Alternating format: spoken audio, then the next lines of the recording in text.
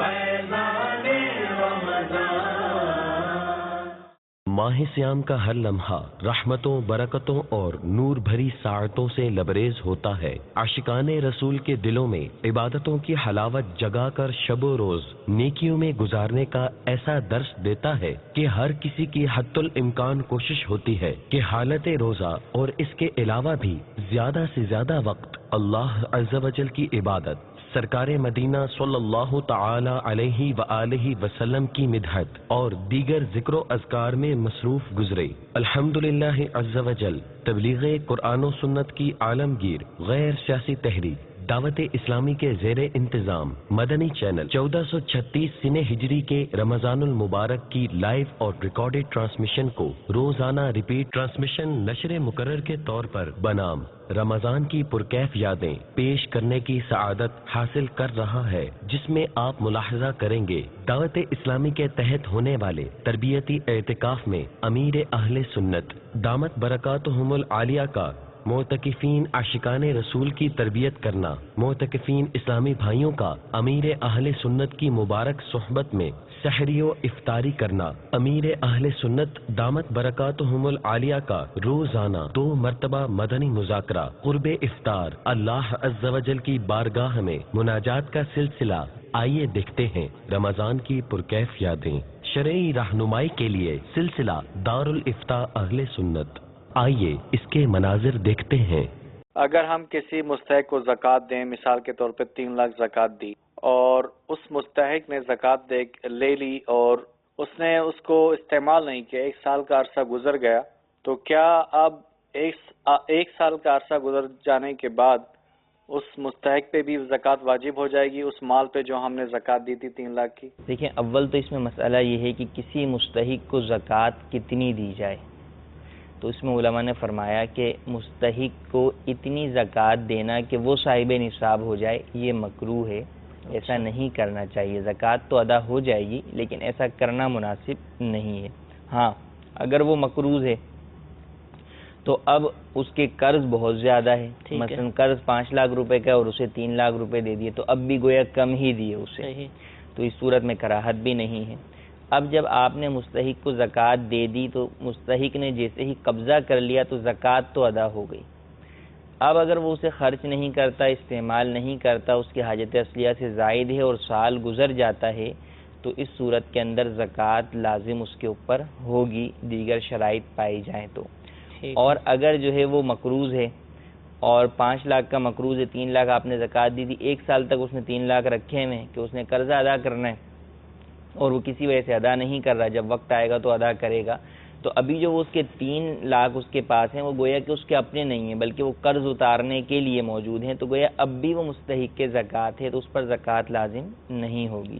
تو اگر مقروض اتنے مال سے زیادہ کا ہے یا جو ہے وہ کم کا ہے لیکن جتنا مال اس کے پاس قرض کے علاوہ بچتا ہے وہ نصاب سے کم ہے، تو اس صورت کے اندر بھی زکوٰۃ لازم نہیں ہوگی۔ اور اگر ایسا کچھ نہیں ہے، نارمل ہے، قرض بھی نہیں ہے، اب اگر وہ بھی اپنے پاس اتنے مال کو روک کر رکھتا ہے اور سال پورا ہو جاتا ہے، بلکہ پورا مال نہ بھی روکے، وہ خرچ بھی کرتا رہے، لیکن جب اگلا سال آئے تو ان 3 لاکھ میں سے 52.5 تولہ چاندی کی مالیت کے برابر کچھ نہ کچھ مال اس کے پاس موجود ہو، تو 52.5 تولہ چاندی کی مالیت کے برابر جب مال موجود ہوگا اور ابتدائی سال میں بھی اس کے پاس 52.5 تولہ چاندی کی مالیت کے برابر میں تھا اور درمیان میں صفر بھی نہیں ہوا، زیرو بھی نہیں ہوا مال، تو اس صورت کے اندر بھی زکوٰۃ اس پر لازم ہوگی۔ میرا آپ سے یہ سوال ہے کہ ایک میرا روزہ چھوٹا ہوا ہے اور میں اعتکاف بیٹھ سکتا ہوں؟ ایک روزہ نہیں رکھا انہوں نے لیکن اعتکاف کرنا چاہتے ہیں، تو کیا اعتکاف کر لیں؟ اعتکاف کر سکتے ہیں۔ روزہ اگر بلا عذر شرعی چھوڑا ہے تو اللہ تبارک و تعالی کی بارگاہ میں سچی توبہ کریں،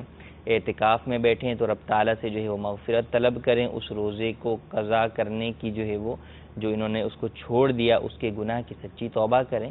باقی یہ ہے کہ اعتکاف میں بیٹھ سکتے ہیں۔ میرا گھر ہے، میں نے بیچا ہے اپنا مکان، اب وہ مکان 1 مہینہ ہوا ہے، مجھے تھوڑا قرضہ تھا وہ میں نے ادا کر دیا، باقی جو رقم ہے ابھی 1 مہینہ ہوا ہے، مجھے اس کی زکوٰۃ نکالنی ہے یا نہیں یہ معلوم کرنا ہے۔ مکان بیچا ہے اور اس سے جو رقم حاصل ہوئی اس سے کچھ تو قرض ادا کیا اور کچھ باقی ہے، تو جو بقیہ رقم ہے اس پر زکوٰۃ ہوگی؟ جو مکان بیچا اور جو رقم حاصل ہوئی تو اس کو 1 ماہ گزرا، تو تو اب ایک ماہ پر تو زکوٰۃ نہیں ہے، زکوٰۃ تو سال پر ہوتی ہے، لیکن یہ دیکھا جائے گا کہ کیا یہ پہلے سے صاحب نصاب ہیں۔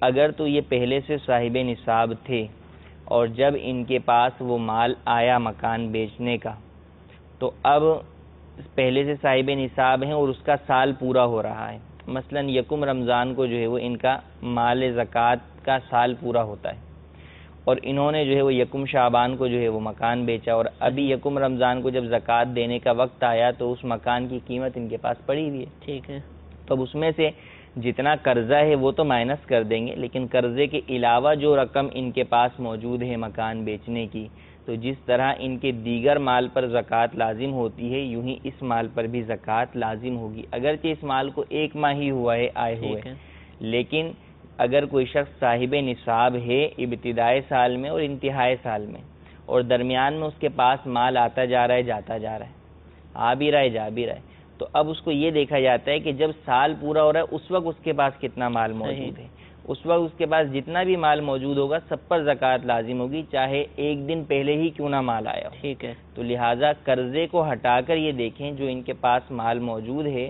حاجت اصلیہ سے زائد ہے، اور جو ہے وہ ان کا سال پورا ہو رہا ہے اور اسی دوران ان کے پاس یہ رقم بھی آ جاتی ہے، تو اس صورت میں اس رقم پر بھی زکوٰۃ دینی ہوگی۔ اس کے بعد سلسلہ مدنی قاعدہ ہوا، آئیے ملاحظہ کرتے ہیں۔ مدنی قاعدے کی سبق نمبر 13، جس کی ہم آدھی نصف تختی کم و بیش پڑھ چکے تھے، اور ساتھ ہی ساتھ اس کے جو قواعد ہیں کہ کس طرح اس تختی کو پڑھنا ہے، اس تختی کا نام کیا ہے، اس تختی میں جو سبق ہے وہ کس موضوع پر ہے، تو یہ تو آپ کو پتہ چل ہی گیا ہوگا کہ تختی یعنی سبق کا موضوع تشدید ہے، اور تشدید کے بارے میں آپ پڑھ چکے ہیں کہ یہ 3 دندانوں والی شکل ہے، جس حرف پر یہ تشدید آ جائے اس کو مشدد کہتے ہیں۔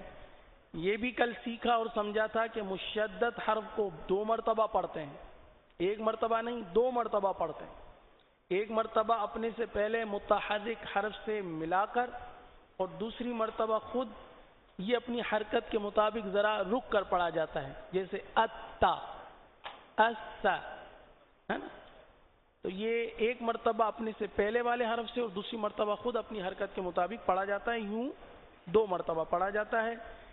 اس کے علاوہ یہ بھی سیکھا اور سمجھا کہ نون مشدد اور میم مشدد میں کیا کرتے ہیں؟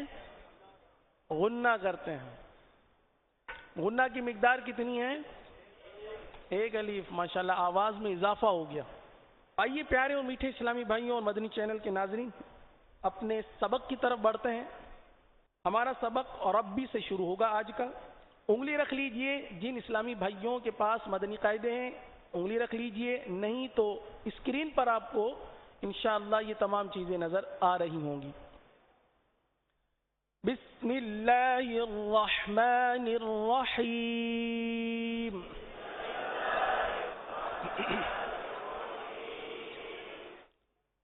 ربی ربی ربی۔ اچھا، اب یہ 3 کلمے ہیں تو بہت آسان، پڑھنا کوئی مشکل نہیں ہے، لیکن اصل ان کے جو قواعد ہیں، اس کے اندر جو قاعدے پوشیدہ ہیں ان کو جاننا بھی بہت ضروری ہے۔ اور ربی، با کون سا حرف ہے؟ حرف قلقلہ کا۔ اب اس پر تشدید آ گئی تو یہاں پر کیا کریں گے؟ جماؤ بھی کریں گے اور قلقلہ بھی کریں گے۔ کس طرح کریں گے؟ آئیے ہجے کر کے اس کو سمجھتے ہیں۔ ربی پر انگلی رکھیں، اسی کو پڑھتے ہیں۔ را با زبر رب، رب، قلقلہ بھی ہوا ہے، جماؤ پہلے ہوا ہے پھر قلقلہ ہوا ہے، جماؤ کریں گے تو قلقلہ ہوگا۔ رب، با زیر بی، ربی، ربی، کھینچیں گے نہیں، ربی نہیں پڑھیں گے، صحیح نا؟ ربی۔ اگلا کلمہ ربی، ربی، ان۔ پیارے اسلامی بھائیوں بتائیے ان کی نون پر کیا ہوا؟ غنہ ہوا۔ کیا ہوا؟ سارے کہہ دیں کیا ہوا؟ غنہ کی مقدار کتنی ہے؟ 1 الف کے برابر، تو 1 الف کے برابر کرنا ہے، صحیح ہے؟ इन, आगे इन्ना, इन्नी। फिर आपने मुलाहजा किया सिलसिला नमाज के अहकाम। हम सजदे तक पहुंच चुके हैं, अभी हम जलसे पे नहीं आए। चंद मदनी फूल सजदे के सुन लीजिए, चाहें तो लिख लें। सजदे में एक उंगली का पेट जमीन पर लगा हुआ हो, ये फर्ज है। आप आ जाएं मदीना। सजदे में आपने कल देखा था कि हमने 10 उंगलियों का पेट किबला रुख रखवाया था और ऐसा ही करना है, मगर कम से कम एक उंगली का पेट जो है वो लगकर किबला रुख होना ये जरूरी है।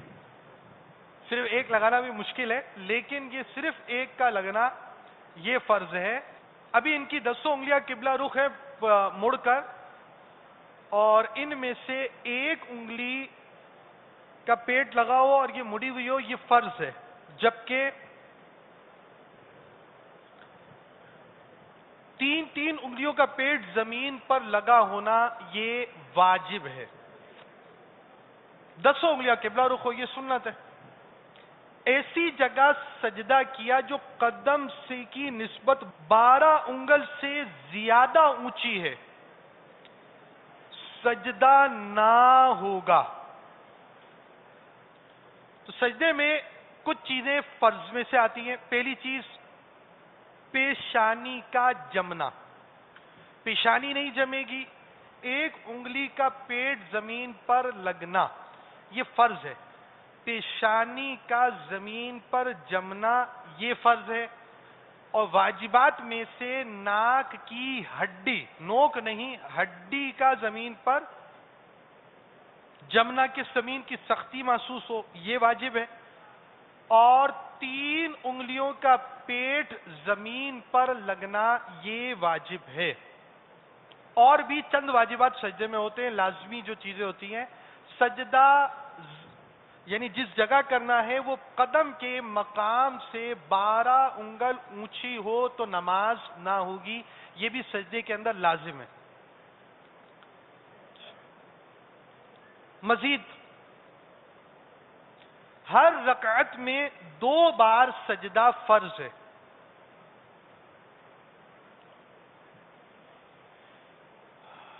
अगला मदनी फूल, एक सजदे के बाद बितरतीब दूसरा सजदा वाजिब है। इसके बाद पेश किया गया शरई रहनुमाई के लिए सिलसिला दारुल इफ्ता अहले सुन्नत।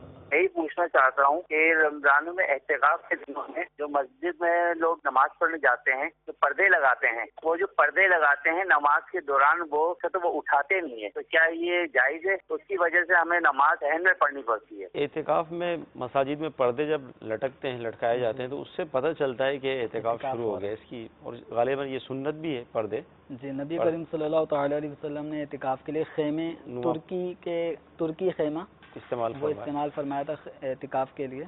तो ये है कि थोड़ा उसमें यकसुई रहती है। सही। लेकिन अब इनका ये कि वो नमाज के दौरान पर्दे डले रहते हैं और जमात का वक्त हो चुका है, तो देखें आम तौर पे पर्दे डले रहने से आपने देखा होगा कि मस्जिदें, बड़ी मस्जिदें हों तो इनमें इतना फर्क नहीं आता, लेकिन छोटी मसाजिद हों तो पर्दे डलने से वो बाकायदा फिर नमाजियों के खड़े होने की जगह भी कम हो जाती है। और ये इनका जैसे कहना है सहन में भी खड़ा होना पड़ता है, हो सकता है बाज़ों को सहन में भी जगह ना मिलती हो, तो इसलिए एहतिकाफ के ये पर्दे जमात के वक्त हटा देने चाहिए। सही। और नमाजियों को चाहिए, मोतकिफिन को चाहिए कि अपने बिस्तर, साजो सामान जो भी ज़रूरत के हैं उनको मस्जिद के महदूद हिस्से में रखें। सही। हाँ, जब नमाजी चले गए अब यकसुई हासिल करने के लिए आप पर्दे गिरा दें। सही। ताकि आपकी तवज्जो इधर उधर ना बटे, ज्यादा मनाजिर नजर आएंगे, तवज्जो ज्यादा बटेगी। तो इसलिए पर्दा डाल दिया ताकि आपको ज्यादा बाहर की चीजें नजर नहीं आ रही, मस्जिद के अंदर भी और दीगर इजाफी जगह नजर नहीं आ रही, तो यकसुई रहती है। तो इस मकसद के तहत लगाया जाता है। इसका ये मतलब नहीं है कि 10 दिन तक ये पर्दे जो लगाए हैं तो ये गिरे ही रहेंगे। इन पर्दों को जमात के वक्त नमाजियों को, चूंकि सफ़ें इसमें होती हैं, सफ़ों की जगह होती है, तो इसलिए पर्दों को हटा देना चाहिए। یعنی اذان سے پہلے ہی جو اعتکاف کرنے والے اسلامی بھائی ہیں اذان سے پہلے ان پردوں کو اٹھا دیں تاکہ جو ہے وہ نمازیوں کو تکلیف نہ ہو. سوال ہے کہ دوران سفر گاڑی میں ہو یا ریل گاڑی میں یا بس میں ہو تو مقصد یہ ہے کہ وہ کچھ لوگوں سے سنا ہے کہ نماز اگر سیٹ پہ بیٹھ کے پڑھ لیں تو ناجائز ہے. مقصد ریل گاڑی میں بھی ہوتا ہے نا, وہ سیٹ ہوتی ہے ادھر تو ادا کر سکتا ہے, لیکن وہ کچھ لوگ کہہ رہے ہیں کہ اس میں نماز ادا نہیں ہوتی ہے. اگر مقصد ہے کہ پھر یہ ہے کہ نماز ادا نہیں ہوتی تو پھر وہ قضا کر لیں, چھوڑ دیں, ایسے پڑھے نا. دوران سفر ٹرین میں یا بس میں, یعنی سوال اس طرح تھا کہ ان کو کسی نے کہا کہ سیٹ پر نماز پڑھنا جائز نہیں ہے, ٹرین میں آسانی ہوتی ہے لیکن ٹرین کا بھی ان کو کچھ کہا تو اب ان کا سوال کا لب لباب یہ تھا کہ ٹرین میں نماز پڑھیں تو ہوگی یا نہیں, جب نہیں ہوگی تو اب قضا ہی کریں.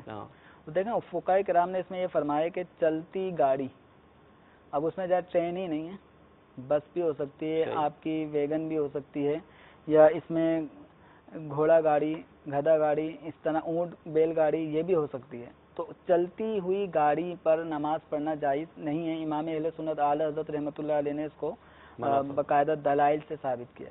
تو اب یہ ہے کہ اب جب نماز کا وقت آ رہا ہو تو اب کیا کیا جائے, ختم ہونے کو ہے اور نماز ابھی نہیں پڑھی. اب یہ کچھ چیزیں تو ہمارے اختیار میں ہوتی ہیں جن کو روکنا, اگر بس ہے تو ہم بس کو روک سکتے ہیں, رکوا سکتے ہیں, یہ بھی ہر ایک اس پہ قادر نہیں ہو سکتا.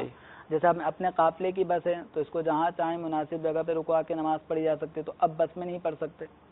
ٹرین اس کا روکنا یہ عام طور پہ مسافر کے بس میں نہیں ہوتا. تو اب ایسی صورت میں یہ ہے کہ اگر وقت جاتا دیکھیں وقت ختم ہونے کو ہے, نماز نہیں پڑھی, ٹرین رکے گی نہیں, تو چلتی ٹرین میں قبلہ رو ہو کر کھڑے ہو کر نماز ادا کر لیں, اور جب ٹرین رک جائے یا آپ اپنی منزل پہ پہنچ جائیں تو پھر اس صورت میں اس نماز کا اعادہ کرنا ہوگا.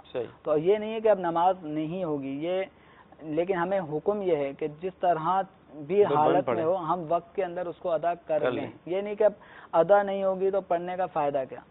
ہم جتنے پر قادر ہیں ہم وہ عمل کر لیں, لیکن چونکہ یہاں پر معاملہ من جہت العباد رکاوٹ کا ہے, کیونکہ وہ رک نہیں رہا, بندہ رک نہیں رہا, تو اس لیے ہمارے لیے دشواری ہو رہی ہے نماز پڑھنے میں. تو ایسی صورت میں اس نماز کا بعد میں اعادہ کرنا ہوگا. ٹھیک ہے. میرا سوال یہ ہے کہ میں رمضان کا جو آخری اشرہ آخری 3 دن کا اعتکاف کے بارے میں معلومات لینا چاہتا ہوں. رمضان شریف کے آخری اشرے میں 3 دن کا اعتکاف کرنا. ماہ رمضان مبارک میں نیکیاں چونکہ بڑھ جاتی ہیں, 1 دن کا اعتکاف اس کی فضیلت کے معتکف اور جہنم کے درمیان 3 خندقوں کو حائل کر دیا جاتا ہے, اور ان کا فاصلہ مشرق مغرب سے زیادہ ہوتا ہے. تو ایک دن کے اعتکاف کی ہے فضیلت اور برکت بیان کی گئی ہے. اب ماہ رمضان المبارک میں فرض کا ثواب 70 فرضوں کے برابر کر دیا جاتا ہے, نفل کا ثواب فرض کے برابر کر دیا جاتا ہے. تو اب یہ سنت اعتکاف اگر کسی کو کرنے کا موقع نہیں ملتا تو جتنے بھی دن آپ کے پاس ہیں جو آپ چاہتے ہیں کہ جلد از جلد میں کام کاج سے فارغ ہو جاؤں, تو زیادہ سے زیادہ جتنا بھی وقت ہے وہ اعتکاف کی آپ نظر کریں اور اعتکاف کریں. 3 دن کا بھی اعتکاف کیا جا سکتا ہے, 5 دن کا بھی اعتکاف کیا جا سکتا ہے, لیکن یہ اعتکاف یہ نفلی اعتکاف کی نیت سے بیٹھ سکتا ہے. ٹھیک. اس کے بعد نشر کیا گیا علم و حکمت سے مزین مدنی مذاکرہ. آئیے اس کے مناظر دیکھتے ہیں. مکتبۃ المدینہ کے مطبوعہ رسالے ضیاء درود السلام صفحہ نمبر 3 پر ہے فرمان مصطفیٰ صلی اللہ تعالی علیہ وآلہ وسلم, جس نے مجھ پر ایک بار درود پاک پڑھا اللہ عز و جل اس پر 10 رحمتیں نازل فرماتا, 10 گناہ مٹاتا اور 10 درجات بلند فرماتا ہے. صلو علی الحبیب صلی اللہ تعالی علیہ وسلم. مروی ہوا کہ ایک مسجد اپنے رب عز و جل کے حضور شکایت کرنے چلی کہ لوگ مجھ پہ دنیا کی باتیں کرتے ہیں. ملائکہ یعنی فرشتے اسے آتے ہوئے ملے اور بولے ہم ان یعنی مسجد میں دنیا کی باتیں کرنے والوں کے ہلاک کرنے کو بھیجے گئے.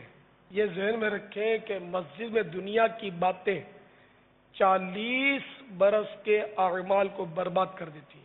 رسول اکرم صلی اللہ تعالی علیہ وآلہ وسلم نے محلوں میں مسجدیں بنانے کا حکم دیا, اور یہ کہ وہ صاف اور خوشبودار रखी जाएं। और इसके बाद अल्लाह अज़्ज़ा वजल के हुजूर हिचकियों और आहों के साथ मग़फ़िरत की दुआएं और इल्तिजाएं सिलसिला मुनाजाते इफ्तार का इनेकाद हुआ। आइए इसके भी मनाजिर देखते हैं।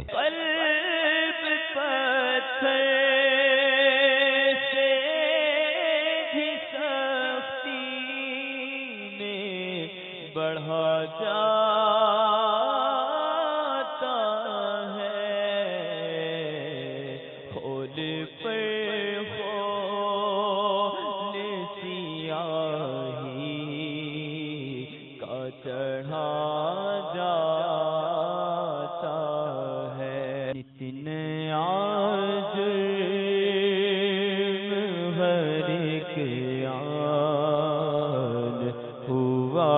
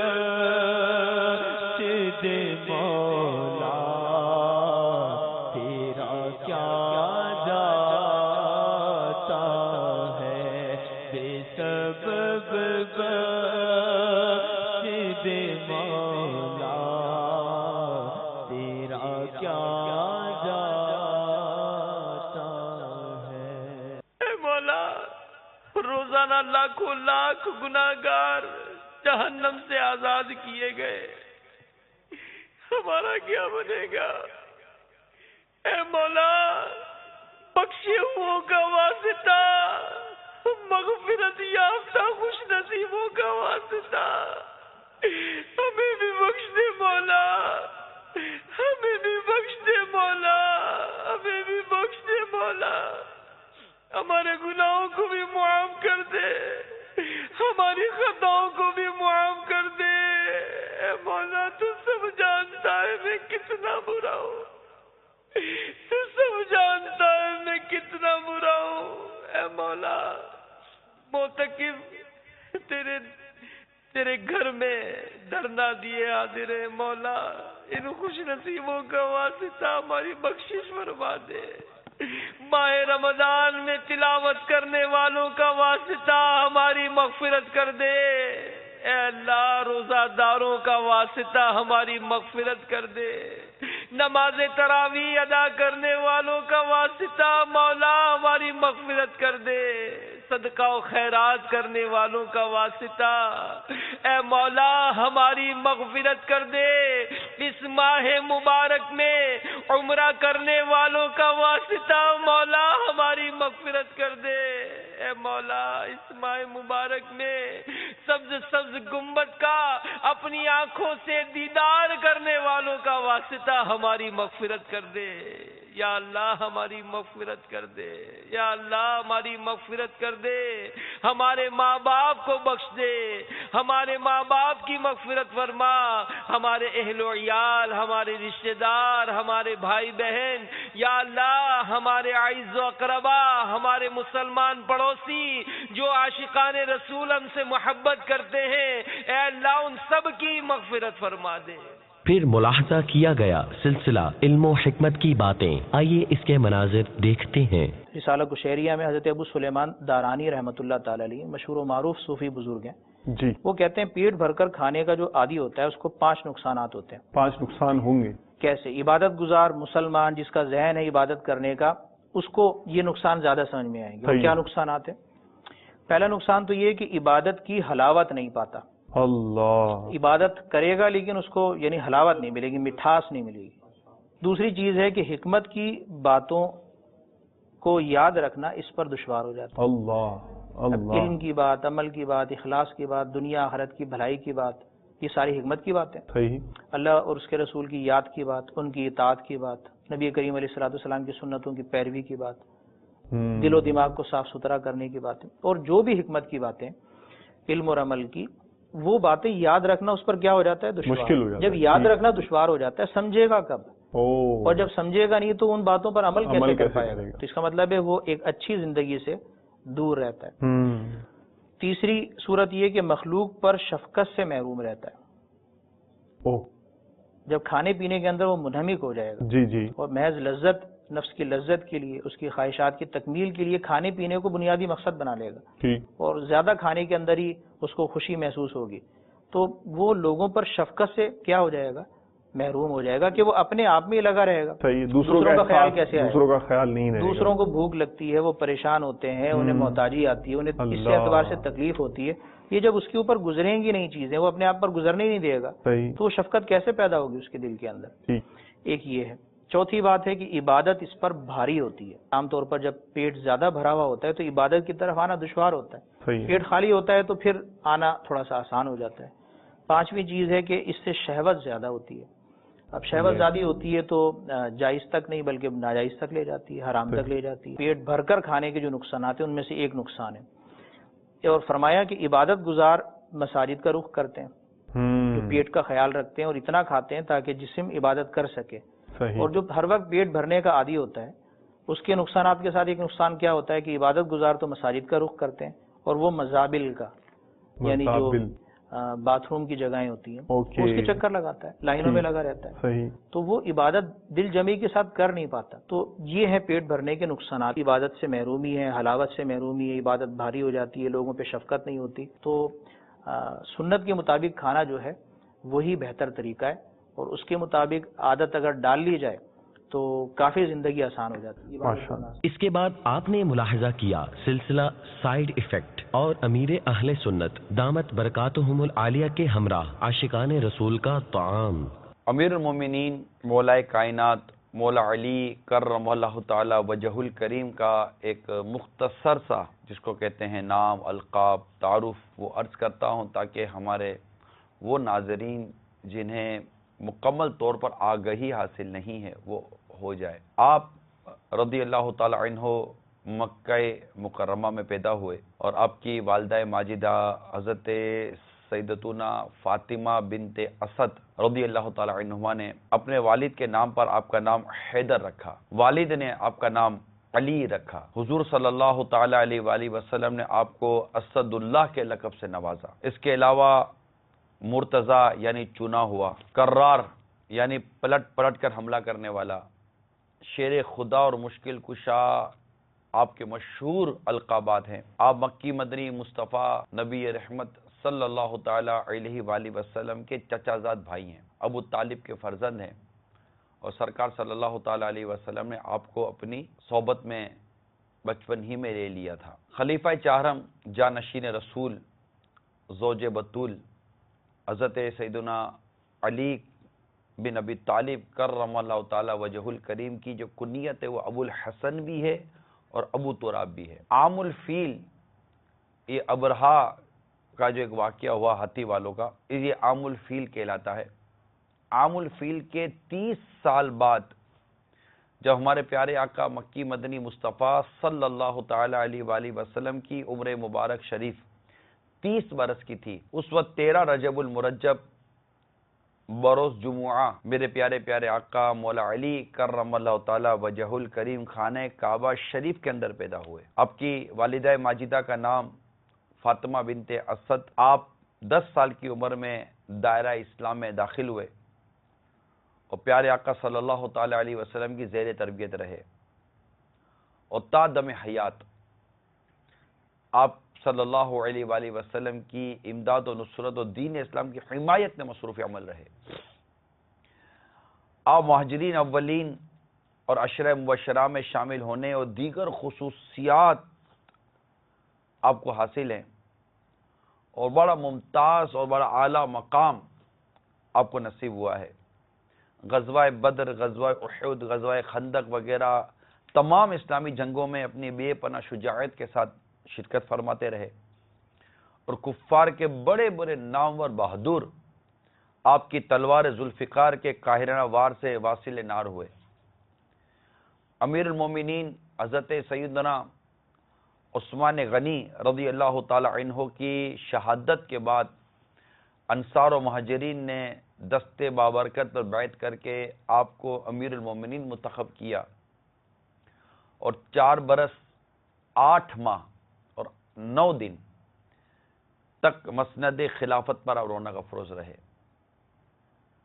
17 یا 19 رمضان مبارک کو ایک خبیث خارجی کے قاتلانہ حملے سے شدید زخمی ہو گئے اور 21 رمضان المبارک بروز اتوار آپ نے جام شہادت نوش فرمایا۔ سرکار صلی اللہ تعالی علیہ وسلم نے امیر المومنین مولا کائنات مولا علی کرم اللہ تعالی وجہ الکریم سے فرمایا، ایک نظر کے بعد دوسری نظر نہ کرو، یعنی اگر اچانک بلا قصد کسی عورت پر نظر پڑی تو فوراً نظر ہٹا لے اور دوبارہ نظر نہ کرے کہ پہلی نظر جائز ہے اور دوسری نظر جائز نہیں۔ یہ سنن ابو داؤد شریف کی حدیث ہے اور مستند حدیث ہے، اور یہ اس پر غور کر لیجئے کہ بلا قصد یعنی یہ بھی بلا قصد ہے، ایک ارادہ نہیں تھا اور کسی عورت پر نظر پڑی۔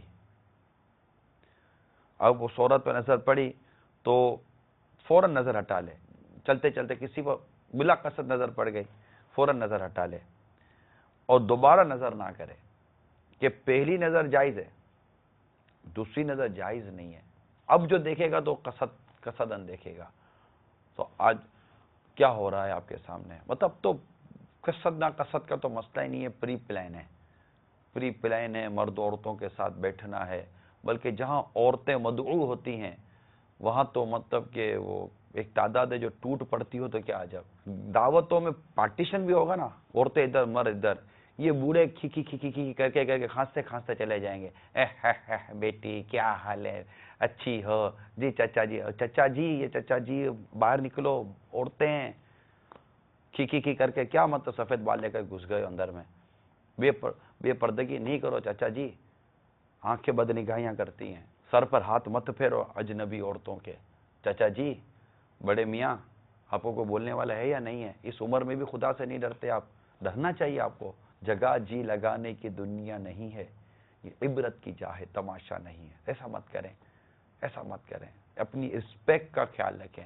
کوئی مطلب عقل و آنکھیں رکھنے والے لوگ ہیں، وہ جانتے ہیں کہ یہ مطلب عجیب مطلب کہ بوڑھا آدمی ہے، اس کو اتنی شرم نہیں آتی کہ عورتوں میں نہیں جانا چاہیے، لڑکے جوان سارے مطلب کہ پارٹیشن ہوتا تب بھی گھس جاتے ہیں۔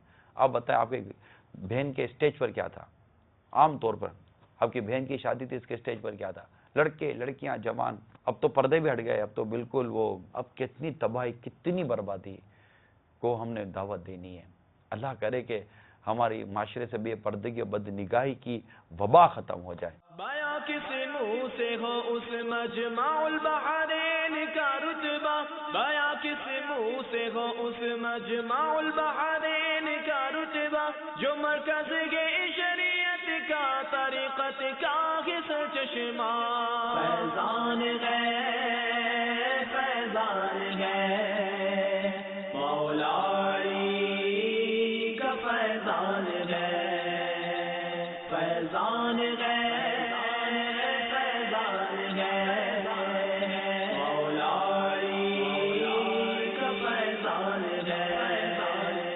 اس کے بعد نشر کیا گیا علم و حکمت سے مزین مدنی مذاکرہ. آئیے اس کے مناظر دیکھتے ہیں. مولا علی کے آگے کرم اللہ تعالی وجہ الکریم کہا جاتا ہے. یہ ایک مشہور ہے، آپ نے کئی دفعہ سنا ہوگا. اس کی وجہ ہے، لکھتے ہیں جب قریش مبتلا قحط ہوئے تو حضور اکرم صلی اللہ تعالی علیہ وسلم ابو طالب پر تخفیف عیال یعنی بال بچوں کا بوجھ ہلکا کرنے کے لیے حضرت سیدنا علی المرتضیٰ شیر خدا کرم اللہ تعالی وجہ الکریم کو اپنی بارگاہ ایمان پناہ میں لیا ہے. حضرت مولا علی کرم اللہ تعالی وجہ الکریم نے حضور مولا کل سید الرسول صلی اللہ تعالی علیہ وسلم کے کنارے اقدس یعنی آغوش مبارک میں پرورش پائی. حضور صلی اللہ تعالی علیہ وسلم کی گود میں ہوش سنبھالا. آنکھ کھولتے ہی محمد رسول اللہ صلی اللہ تعالی علیہ وسلم کا جمال جہان آرا دیکھا. حضور صلی اللہ علیہ وسلم ہی کی باتیں سنی، عادتیں سیکھی. تو جب سے اس جناب عرفان معاب رضی اللہ تعالی عنہ کو ہوش آیا، قطعاً یقیناً رب عز و جل کو ایک ہی جانا، ایک ہی مانا. ہرگز بتوں کی نجاست سے ان کا دامن پاک کبھی آلود نہ ہوا. اسی لیے لقب کریم کرم اللہ تعالی وجہ ملا. آپ سے سوال یہ ہے کہ روزے کے ساتھ کیا سر اور داڑھی بنوانا جائز ہے یا نہیں؟ سر منڈوانا تو روزہ ہو یا نہ ہو ہر حال میں جائز امر ہے. سر منڈوایا جا سکتا ہے، اس میں کوئی شرعی قباحت بھی نہیں ہے اور روزے پر کوئی اثر نہیں پڑتا. لیکن جو داڑھی منڈوانا ہے معاذ اللہ، یہ گناہ کا کام ہے اور یہ ایک ایسا گناہ ہے کہ اگر بندہ اسی حالت میں دنیا سے چلا جائے تو اس کی قبر میں بھی یہ گناہ اس کے ساتھ جاتا ہے. تو البتہ چونکہ روزہ تمام گناہوں سے رکنے کا درس دیتا ہے اور روزے کی جو روحانیت ہے اس کا یہ تقاضا ہے کہ انسان تمام گناہوں سے باز آ جائے، روزے کی حالت میں خاص طور پر گناہ چھوڑ دے. تو روزے کی حالت کا یہ تقاضا ہے کہ ایسی صورت میں داڑھی منڈانے سمیت جو بھی گناہ ہیں ان سب سے انسان باز آ جائے. لیکن اگر کوئی بدقسمتی کے ساتھ داڑھی منڈاتا ہے، بدقسمتی کے ساتھ، تو اس سے روزے کا فرض ادا ہو جائے گا نا؟ اس کا روزے کا فرض ادا ہو جائے گا جی. روزہ ٹوٹنے کے اسباب ہیں وہ تو نہیں ہوں گے، البتہ یہ کہ روزہ مکروہ ہوگا. بہت بڑی ایک تو ویسے ہی حرام ہے، ناجائز ہے یہ عمل کیا، پھر روزے میں بھی کیا تو روزے کی بھی روحانیت کو نقصان پہنچتا ہے. میرا سوال یہ ہے کہ بغیر سحری کیے روزہ ہو جائے گا یا نہیں؟ اصل میں اس سوال کے کئی پہلو بنتے ہیں. جی. ایک پہلو تو یہ بنتا ہے کہ بعض لوگ سحری اگر چھوٹ جائے تو پھر وہ روزے سے سستی بہت کرتے ہیں. اچھا. ممکن ہے وہ یہ سمجھتا ہوں کہ روزہ ہی نہیں ہوتا، تو ایسا نہیں ہے. سحری کھانا جو ہے وہ روزے کے لیے کسی قسم کی شرط نہیں ہے. جی. سنت ہے، سحری کھانا سنت ہے اور سحری کھانے سے جو ہے وہ عبادت پر قوت ملتی ہے اور انسان سحری نہ کھائے تو ظاہر بات نکات دیتی ہے اور مسلسل روزے رکھنا دشوار ہو جاتا ہے. لیکن یہ ہے کہ اگر کسی کی آنکھ نہیں کھلتی تو زاویہ کبریٰ سے پہلے پہلے یا یوں کہیے کہ زوال کے وقت سے پہلے پہلے بھی وہ کوئی بھی منافی روزہ کام نہیں کرتا اور نیت کر لیتا ہے کہ میں روزے سے ہوں. مثال کے طور پر کسی کی آنکھ نہیں کھلی، معاذ اللہ فجر کے وقت بھی نہیں کھلی اور 9-10 بجے اٹھا اور پھر نیت کر لی کہ میں روزے سے ہوں، تب بھی روزہ ہو جائے گا. اچھا، بعض لوگ یہ کہتے ہیں کہ ہم نیت کر کے سوئے تھے کہ بھائی صبح سحری کریں گے تو اب کیا کریں. تو یہ نیت رات کے روزہ رکھنے کی نیت تو نہیں ہوتی، یہ سحری کرنے کی نیت ہوتی ہے. تو ایسے لوگوں کو بھی جب اگر سحری بند ہونے کے بعد آنکھ کھلی ہے دوبارہ سے نیت کرنا پڑے گی کہ میں روزے سے ہوں. باپا جان کی بارگاہ میں میرا سوال یہ ہے کہ دعوت اسلامی میں اجتماعی اعتکاف کی ابتدا کب اور کیسے ہوئی، اور دعوت اسلامی کے اجتماعی اعتکاف میں کیا کچھ سیکھنے کو ملتا ہے؟ تو دعوت اسلامی میں تو اجتماعی اعتکاف تو بعد میں شروع ہوا. دراصل وہ میرا اپنا سلسلہ یوں ہوا کہ میں نے اعتکاف کیا، کیونکہ پہلے تو بڑے بوڑھے لوگ دیکھتے تھے کہ اعتکاف کرتے تھے، تو مجھے بھی شوق ہوا. جن دنوں میں نور مسجد کاغذی بازار باول مدینہ کا ایک علاقہ ہے، وہاں میری امامت تھی، تو میں وہاں 10 دن کے اعتکاف کی میں نے ترکیب کی. اکیلا ہی تھا میں، تو ان دنوں تو کوئی ایسا اعتکاف کا اتنا رجحان نہیں تھا لوگوں کا. بعض جگہ تو لوگ بڑے بوڑھوں کو تیار کرتے، کھانا کھلاتے، خدمت کرتے، اعتکاف میں ان کو بٹھاتے تھے. غالباً وہ دور تھا. اب بھی ہو سکتا ہے گاؤں دیہاتوں میں ایسا ہوتا ہوگا، ہر جگہ تھوڑی اس طرح فیضان مدینہ کی طرح ہوتا ہے. تو میں اعتکاف میں بیٹھ گیا.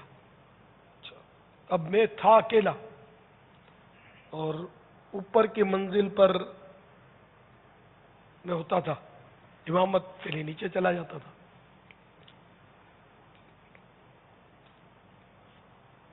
ان دنوں بھی چونکہ ہماری ایک ترکیب تھی، تنظیم تھی، اور کافی یعنی کہ میرے پاس کچھ نہ کچھ اسلامی بھائی ہوتے تھے، جبکہ اسلامی بھائی کی اصطلاح نہیں تھی. ہم اجتماع وغیرہ بھی کرتے تھے اور کچھ نہ کچھ دین کی خدمت کے حوالے سے کام ہوتا تھا. اب یہ کہ رات کو تو آ جاتے تھے اسلامی بھائی، رونق ہو جاتی. دن کو میں اب رات جاگنے میں گزر جاتی تھی.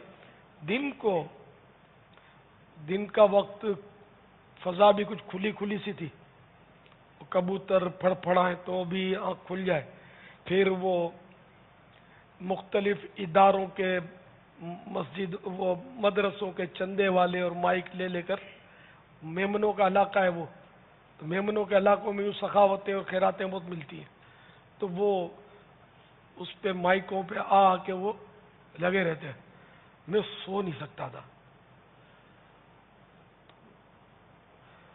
یہاں تک کہ میرے کو تو چڑھ گیا بخار. اب میں تو کیا کروں، بھاگ جاؤں کیا کروں گھر. تو خیر میں گھر نہیں گیا، ترکیب بن گئی میری. 10 دن میرے گزر گئے. پھر میں نے کچھ انفرادی کوششیں کی اور 1 یا 2 کو دوسرے سال اپنے ساتھ ملا لیا اعتکاف کے لیے. تو اب وہ 1 کے بجائے شاید 2 یا 3 ہم ہو گئے. تو اب یہ تھوڑی ذرا کو کمپنی بن گئی. یوں ہوا. اب یوں بڑھتے بڑھتے آخری سال جب وہاں کا آیا میرا، تو ہم 28 معتکف تھے، جو کہ ایک بہت اچھمبے کی بات تھی. اور لوگ حیران تھے کہ 28 نوجوان ایک جگہ اعتکاف میں بیٹھے. یہ ایک بالکل نئی سی بات تھی. خیر اب انہیں دنوں دعوت اسلامی کا سلسلہ چل پڑا. تو گلزار حبیب اولین مرکز بنا ہمارا، جو کہ باب المدینہ کی ایک بہت بڑی مسجد ہے. یہ گلستان اوکاڑوی کی طرف، اس کا پرانا نام سولجر بازار ہے. اس مسجد میں ہم نے اعتکاف کیا. تو پہلے سال 60 ہو گئے. پھر وہ سلسلہ رکا نہیں، کسی دن بھی کم نہیں ہوئے، کسی سال بھی کم نہیں ہوئے. اب تعداد بڑھتے بڑھتے اب آپ کے سامنے ہے. تو یوں اجتماعی اعتکاف دعوت اسلامی سے پہلے ہی وہ ترکیب بنی تھی الحمدللہ. تو اب اللہ کا کرم ہے کہ اب تو پوری دنیا میں دعوت اسلامی کے تحت اعتکاف ہو رہے ہیں، اور ہزارہا عاشقان رمضان اعتکاف کیا کرتے ہیں. بس مجھے بچپن سے رمضان المبارک سے بس دلچسپی بہت تھی، مزہ بہت آتا تھا رمضان شریف میں. تو یوں اللہ کی رحمت سے یہ ترکیب بس بنتی چلی گئی. کیا نہیں ملتا अल्हम्दुलिल्लाह नमाज सीखने को मिलती है, कुरान करीम सीखने को मिलता है, दुआएं याद करवाई जाती हैं और कई मसाइल जो नहीं मालूम थे वो मालूम हो जाते हैं। फिर ईमान की मजबूती, अकीदे की पुख्तगी, ये भी यहाँ अल्हम्दुलिल्लाह हासिल होती है। इश्क रसूल का जाम पीने को मिलता है, गम रमज़ान की सोच बनती है, रमज़ानुल मुबारक की अहमियत उजागर होती है। वरना जो एहतिकाफ, इससे बहुत से मिलेंगे जो कहेंगे यार हम पहले भी रमज़ान आता था, हमको तो पता भी नहीं चलता था, आता था चला जाता था, हम तो ईद की तैयारियों में इंटरेस्टेड होते थे कि ईद आई तो मज़ा आएगा। और आज भी लाखों करोड़ों मुसलमानों का यही ज़हन है। रमज़ान से दिलचस्पी कम होती है इनको, रोज़ा रखना होता ना, रोज़ा नहीं रखते। एक तादाद है जो रोज़ा बदकिस्मती से नहीं रखती लेकिन ईद मनाते हैं। हालांकि ईद इसलिए नहीं आती, ईद तो रोज़ादारों के लिए एक खुशी का मौका है कि वो एक माह तक इन्होंने इबादत की, तो अब ये इनाम मिलने का इनको एक मौका है, अल्लाह ताला की तरफ से इनाम मिलता है। और ईद के दिन खुशी का इजहार ये सुन्नत है, तो यूँ मुसलमान खुश होते हैं, लेकिन ज़रा कि शरीयत के दायरे में रहकर ही खुशी का इजहार कर रहा है। ये जो ढोल ढमक के और भंगड़े डालकर जो लोग खुशी का इजहार करते हैं, वो तो हम अगर ये न कि दिल जले तो ये कहते हैं कि तो शैतान आज़ाद हुआ एक माह के बाद, तो गोया उसका जश्न मना रहे नाच नाच के कि तू बेफिक्र हो जा, एक महीने की थकन तेरी कैद की हम एक दिन में उतार देंगे। माअज़ल्लाह, अगरचे ये नीयत नहीं होती, ना इस तरफ तवज्जो होती है, लेकिन ईद आई है इबादत के लिए, खैरात व हसनात के लिए, नेक कामों के लिए, और ये यौम तशक्कुर है हमारे लिए, शुक्र का दिन है अल्लाह ताला का, हम शुक्र अदा करें। ईद इसलिए आती है। आपके बारगाह में सवाल है कि एतिकाफ करना क्यों ज़रूरी है? अगर हम एतिकाफ ना करें तो कोई हर्ज तो नहीं? एतिकाफ सुन्नत किफ़ाया है, सुन्नत मुअक्कदा अलल किफ़ाया। तो यूँ ज़रूरी हुआ कि पूरी बस्ती में अगर एक ने भी कर दिया तो सब इससे बरी हो गए, और अगर एक ने भी नहीं किया तो सब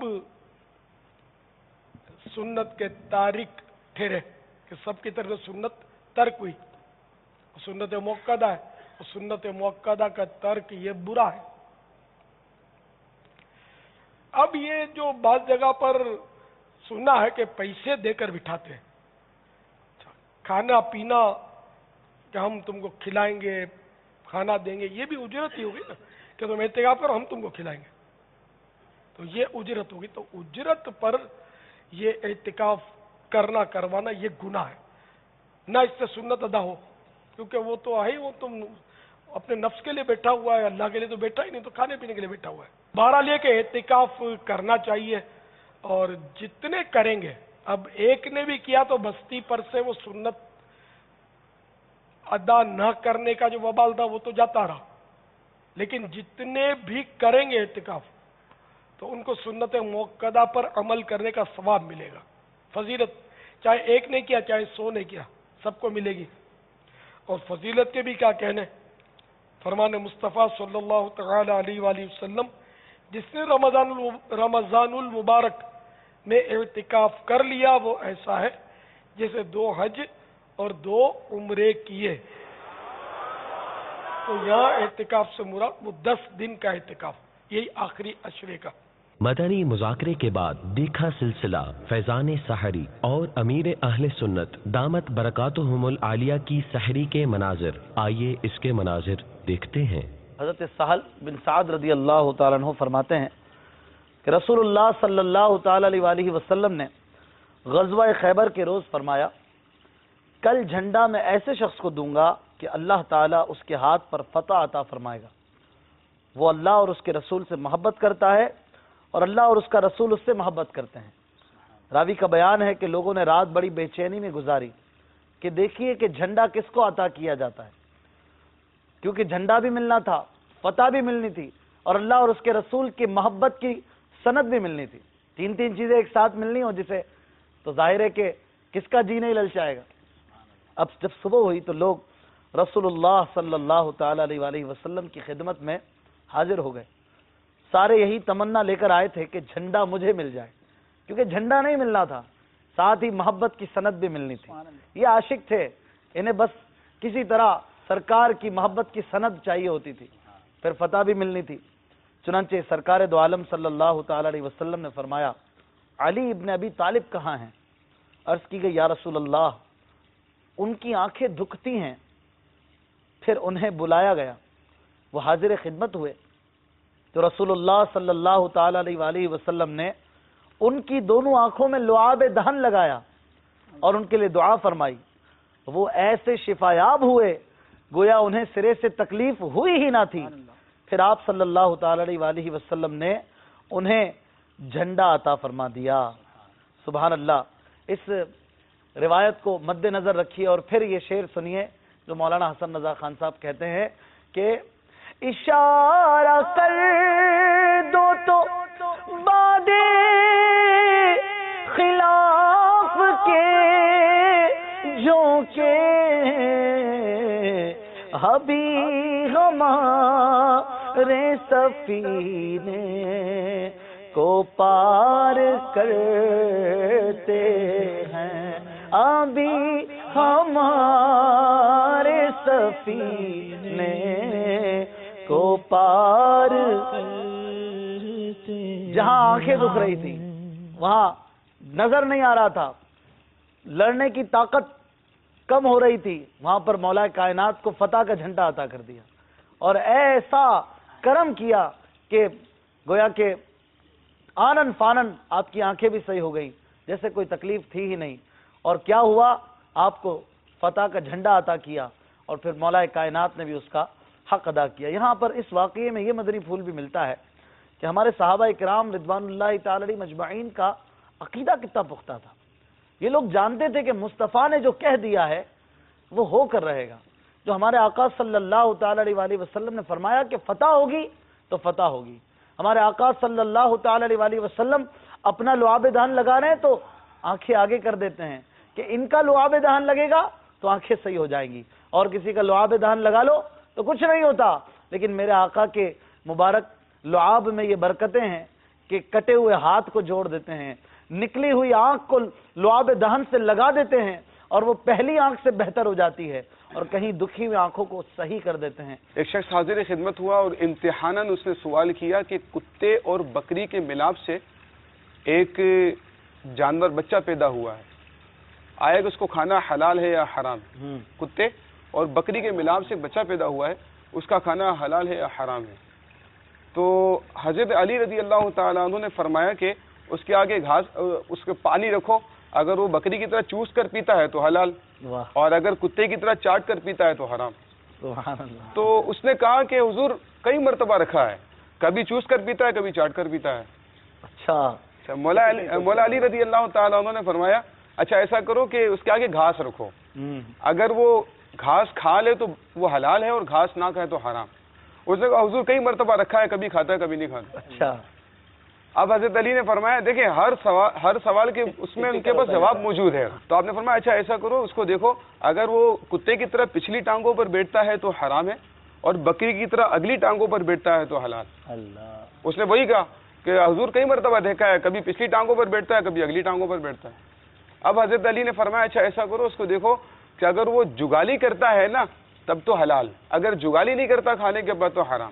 اس نے کہا حضور کئی مرتبہ دیکھا ہے کبھی جگالی کرتا ہے کبھی نہیں کرتا. اب حضرت علی نے اتنا خوبصورت جواب دیا کہ اس کے ساری باتوں کا مطلب سدے باب کر دیا. اچھا.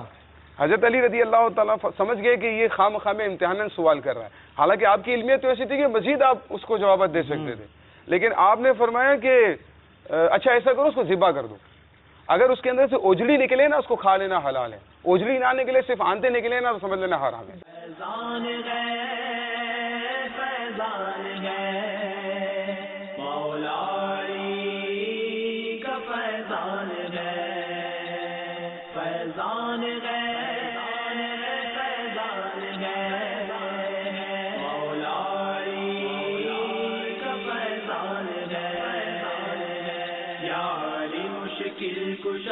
یا علی مشکل کشا یا علی مشکل کشا یا علی مشکل کشا